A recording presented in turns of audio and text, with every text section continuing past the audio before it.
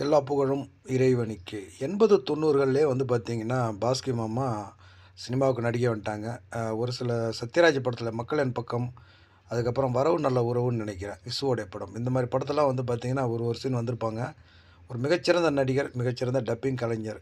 உலக சினிமாவே வந்து பார்த்தீங்கன்னா, உள்ளங்கையில வச்சிருக்கக்கூடிய ஒரு சிறந்த நடிகர், சிறந்த மனிதன்.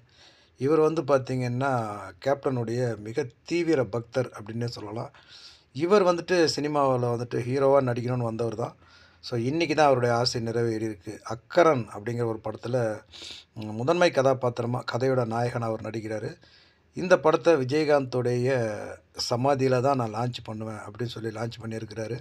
ஸோ, அவருடைய படம் மிகப்பெரிய வெற்றி அடையணும். கேப்டனுடைய ரசிகர்கள் வந்து பார்த்தீங்கன்னா, இந்த படத்த மிகப்பெரிய வெற்றி படமா ஆக்கணும் அப்படிங்கிறது தான் என்னுடைய ஒரு வேண்டுகோள். நிச்சயமா இந்த படம் மிகப்பெரிய ஒரு வெற்றி படமா அமையும். பாஸ்கர் மாமா, நீங்க பெரிய கதாநாயகனா நிச்சயமா